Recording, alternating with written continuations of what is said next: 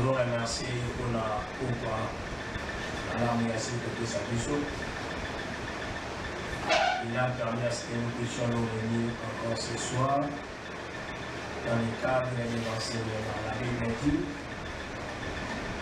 la multitude de tous ceux qui avaient cru étaient ensemble dans un même lieu. Ils persévéraient dans l'enseignement des apôtres, dans la communion fraternelle, dans la fraction des pains et dans les prières. Voilà. La crainte de Dieu s'emparait de chacun d'eux et se faisait des grands miracles par les mains des apôtres. Allez, si nous voulons des miracles authentiques, si nous voulons que la crainte de Dieu s'empare de chacun de nous, nous devons veiller à ce que les gens soient enseignés. Et c'est la connaissance qui délivre. Il n'est pas délivré par la prière, mais d'abord par la connaissance. Que l'Éternel nous assiste. Et à ceux-là qui continuent, ne pas se présenter dans nos cultes, surtout les cultes d'enseignement. Et j'ai vu, vous allez remarquer, il y a plein de monde, mais les mardis, les gens sèchent. Ce n'est pas une bonne façon de comprendre les choses. Alors, nous continuons, à cela ne tienne, nous continuons avec notre sujet qui est les 10 commandements. Les 10 commandements. Premier commandement. Premier commandement. Deuxième. Troisième. Quatrième. Cinquième. Sixième. Septième. Nous sommes maintenant aujourd'hui, nous allons voir le 7e commandement. Tu n'auras point d'autre élément en face, tu ne tiendras point d'image taillée, tu prendras point le nom de l'Éternel comme en vain, souviens-toi des jours de les sanctifier, honore ton père et ta mère afin que tes jours soient prolongés dans le pays que l'Éternel ton Dieu te donne. Amen. Amen. Et les mardis passés, nous avons dit tu ne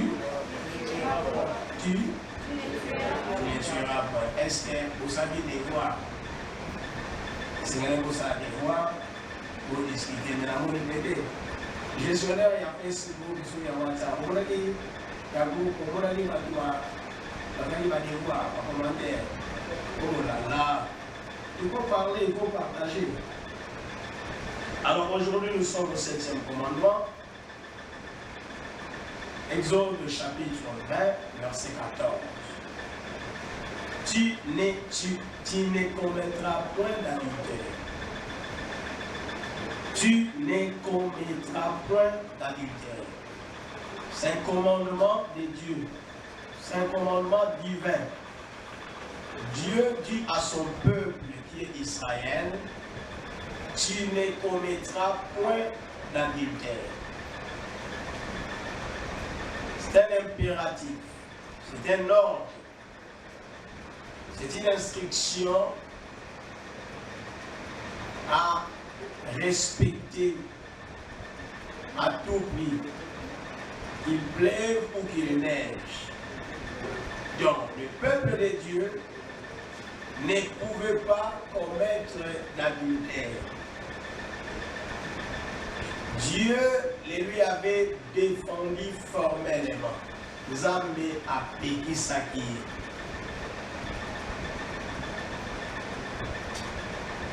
C'est quoi l'adultère? Tu ne commettras point d'adultère. C'est quoi l'adultère? avant, puisque l'adultère est un similaire des autres mots.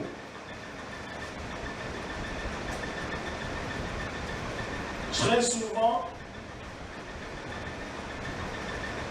ces mots ou ces termes que nous allons étudier sont interchangeables.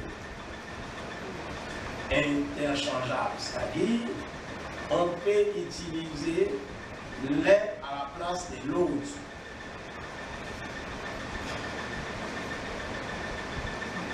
Quels sont ces trois termes?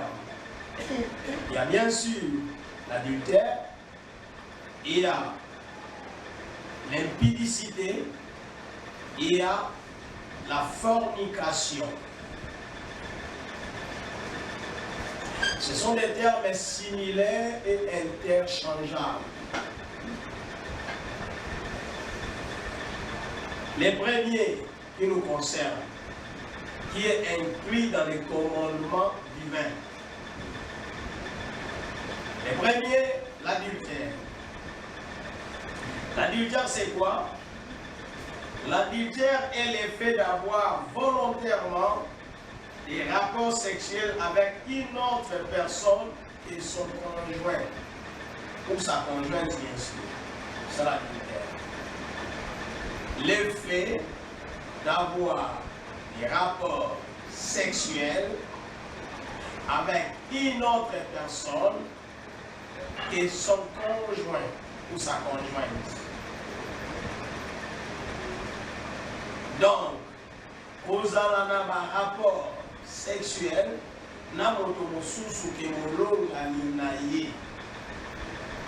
ce qu'on appelle adultère. Deuxième terme, identique, similaire plutôt, l'impudicité. L'impudicité de quoi? L'impudicité, c'est un caractère ou comportement d'une personne qui transgresse volontairement et sans honte les convenances sociales en matière de sexualité. L'impudicité, c'est un caractère ou comportement d'une personne qui transgresse volontairement et sans honte les convenances sociales en matière de sexualité. C'est ainsi qu'on dira par exemple acte ou parole impudique. L'impudicité peut être en acte ou en parole, c'est toujours impudique. On peut avoir un acte impudique ou une parole impudique.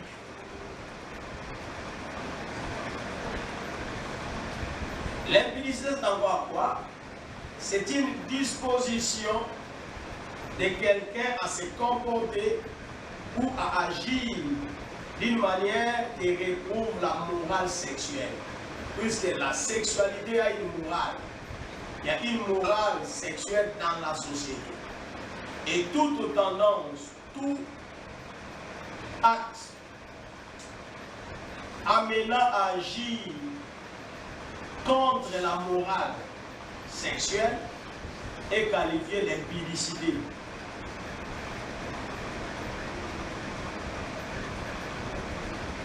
Donc, l'impudicité, c'est le contraire de la pudicité. Pudicité. Alors, la impudicité,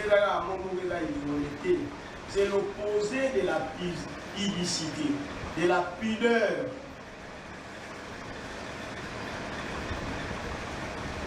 Pudeur. L'olingue ya malamu ya kozala. Nebalobala. Mwana mwasi aza sans pudeur, c'est-à-dire mwana mwasi oyo aza sans réserve.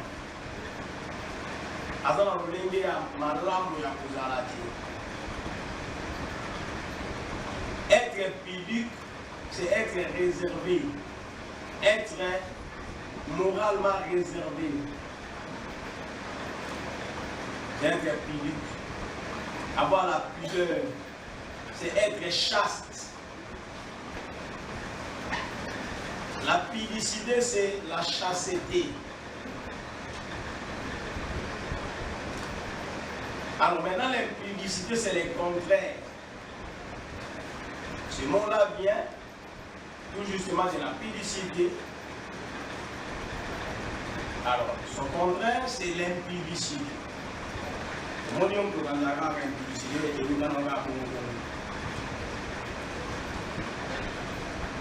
c'est le contraire de la pudicité. Où il y a égal à pudeur, où il y a ce qui est pudique. Alors, la pudeur, on va dire, est dans la chasteté, la décence, la discrétion, réserve, retenue, en particulier en ce qui concerne la sexualité, bien sûr. Mais alors, pour la sexualité. Pour ceux qui doivent comprendre l'explication en termes, c'est difficile que nous comprenions ce que Dieu dit dans son 7e commandement. Il dit: vous ne commettrez point d'adultère, ou tu ne commettras point d'adultère. Il y a moi là, je fais des recherches pour nous donner la signification de ces termes-là, l'adultère. Quand il dit tu ne commettras pas d'adultère, ou tu ne commettras pas d'adultère, il fait allusion à quoi? Effectivement. Alors, le troisième terme, à comprendre, c'est la fornication. Ce terme est en voie de disparition. On l'utilise plus, la fornication. Nous, on nous avait enseigné cela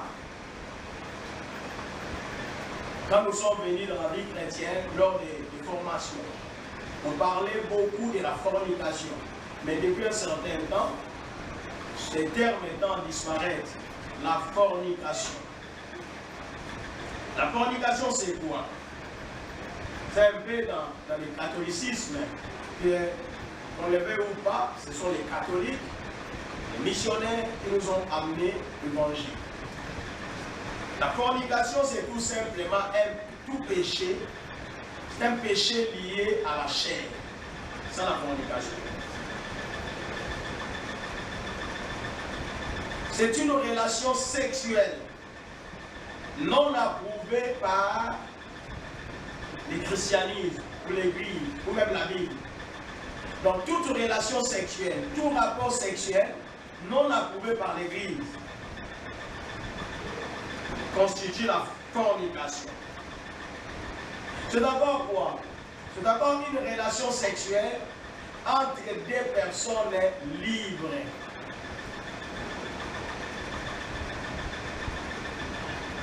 C'est la fornication. Entre deux personnes libres.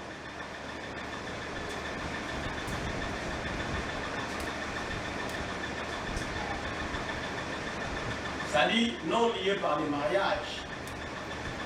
Deux personnes non mariées. Ce qui va, ça les rapports sexuels, avec le mot fornication.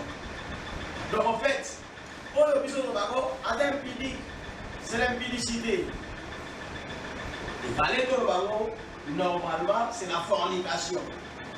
Puis c'est l'impudicité, en fait, englobe un peu les tout. C'est la fornication.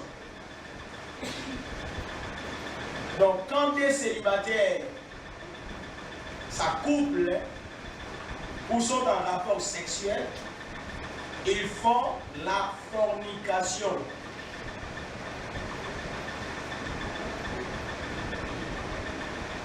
Ils font la fornication. Alors, dans certains textes, même dans la Bible, le terme adultère désigne n'importe quelle relation sexuelle hors mariage aussi. Donc dans certains textes, quand on parle dans la Bible, quand on parle de l'adultère, ça désigne aussi n'importe quelle relation hors mariage sera adultère.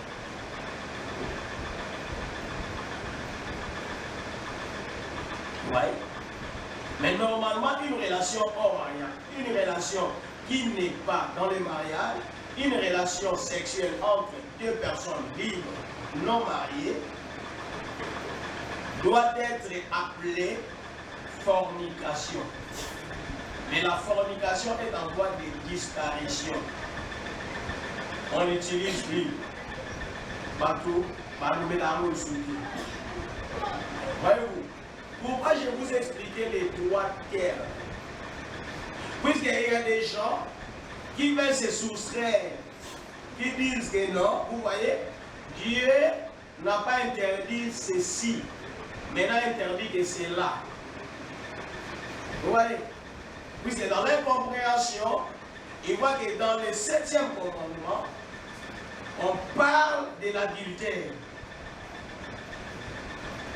Or, dans le sens restreint, on a poussé, l'adultère ne concerne que deux personnes, l'une ou l'autre, l'une des personnes mariées, qui fait ou qui est en relation avec une autre personne mariée en dehors du mariage. Je pense que ça doit être aussi l'une des raisons qui fait que les jeunes chrétiens d'aujourd'hui s'enfoncent dans l'impudicité, dans la fornication.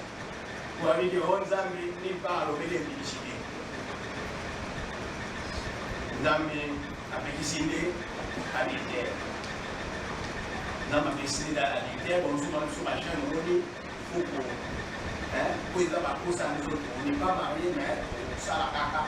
Ça ne dit pas à l'obéir, à l'obéir, à la célibataire, à l'obéir adultère. Donc, ce sont des termes similaires. Les termes écocani. Quand nous sommes loués, nous baillons comme on. Et dans plusieurs textes dans la Bible, là où on pouvait parler de l'adultère, comme je l'ai dit là, on utilise plutôt l'impudicité. Ou soit on utilise l'adultère, ou soit on utilise les deux termes à la fois. Il y a des textes où on a utilisé les deux termes. Et on a ajouté encore l'impureté. Et on ajoute encore l'infidélité. Vous voyez? Donc dans la Bible, l'infidélité est à égal. Différent et égal. Différent et égal à l'impureté. Différent et égal à l'adultère.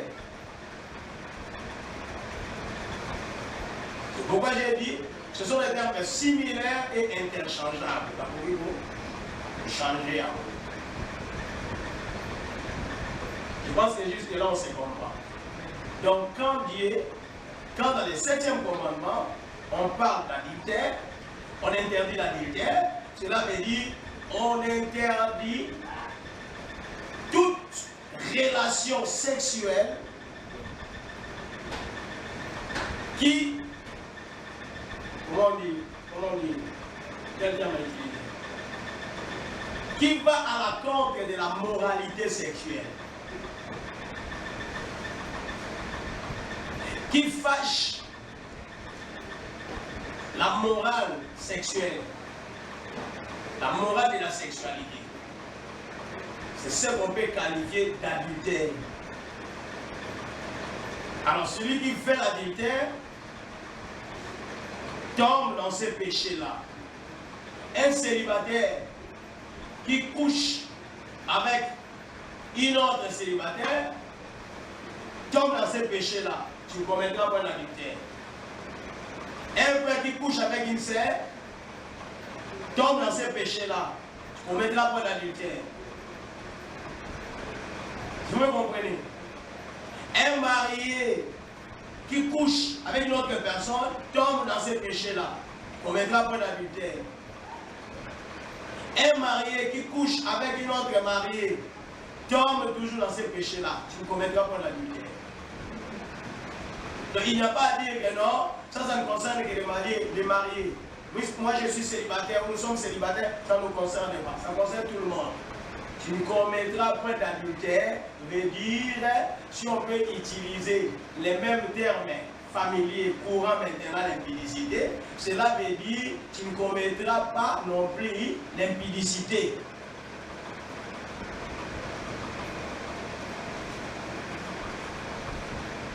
Est-ce que vous avez compris? Pourquoi on ne doit pas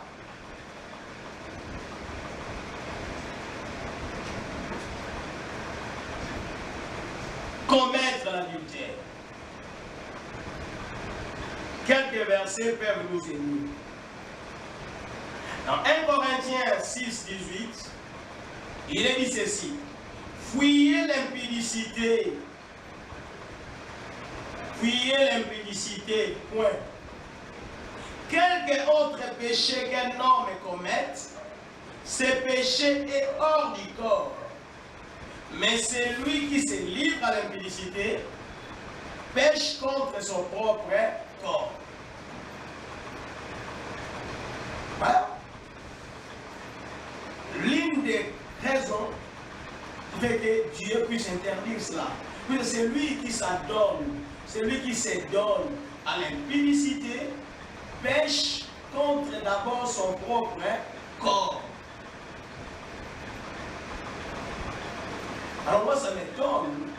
Vous pouvez pas prêcher, vous pouvez pas exhorter les frères et sœurs d'aujourd'hui, mais ils ne cessent pas avec la fornication.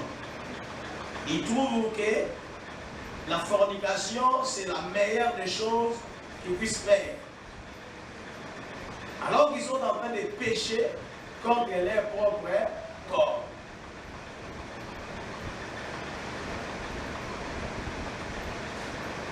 Colossiens 5, 6 à 6. Faites donc mourir les membres qui sont sur la terre: l'impudicité, l'impureté, les passions, les mauvais désirs et la cupidité, qui est une idolâtrie. On qualifie d'ailleurs ces choses-là d'idolâtrie. On qualifie ces choses-là. Donc, toi qui commets l'adultère, sache que tu es comparable à un idolâtre. C'est à cause de ces choses que la colère de Dieu vient sur les fils de la rébellion. Donc, tout celui qui pratique la fornication ou l'impudicité ou l'adultère est un rebelle. Il fait la rébellion puisqu'il offense Dieu. Il désobéit à au 7e commandement.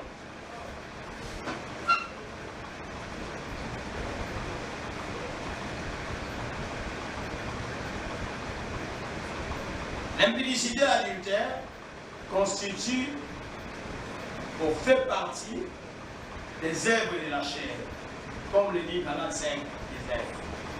Quand les œuvres de la chair sont manifestes, ce sont l'impudicité, l'impureté, etc.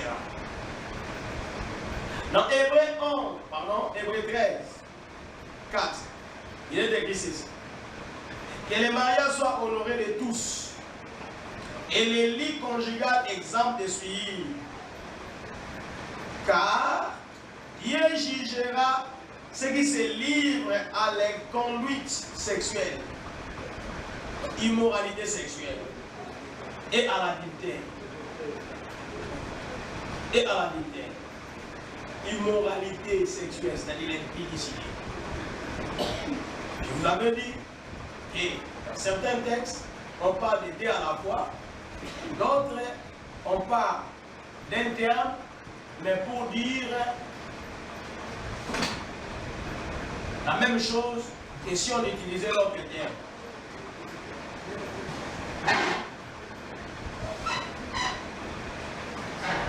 « 3, 5, 6. Faites mourir les membres qui sont sur la terre, l'impudicité, l'impureté, les passions, les mauvais désirs et la cupidité qui est une idolâtrie. C'est à cause de ces choses que la colère de Dieu vient sur les fils de la rébellion. C'est ce que j'avais dit. Merci beaucoup. Donc Colossiens 3, 5, 6. Donc j'ai lu les textes, mais j'ai donné un autre verset. Amen. Alors, nous sommes dans 1 Corinthiens 5.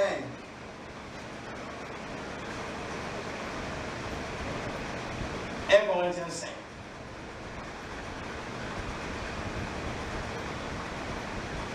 Je commence par le verset 1. On entend dire généralement qu'il y a parmi vous de l'impudicité.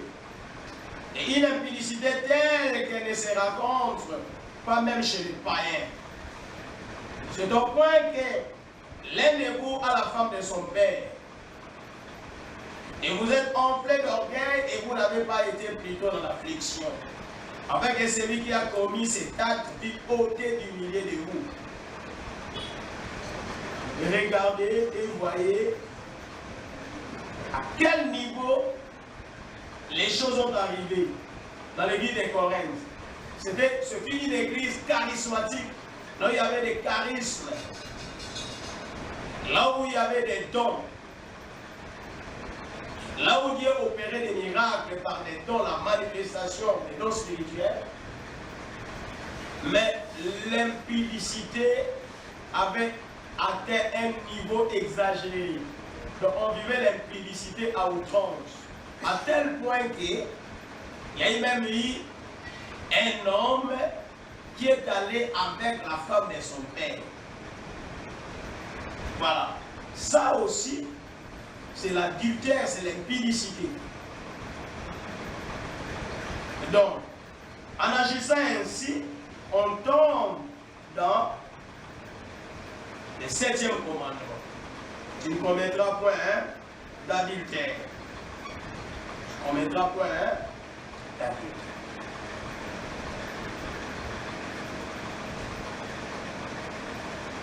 Voilà. Tu ne commettras pas d'adultère. L'adultère est un péché grave. Très grave. Puisque là, on pêche contre son propre corps. Le young à la gêne. Ce qui, on commettra toujours l'impudicité. La fornication cesse. Là, vraiment, on vous imagine. Je ne vois, je ne sais. On vous imagine.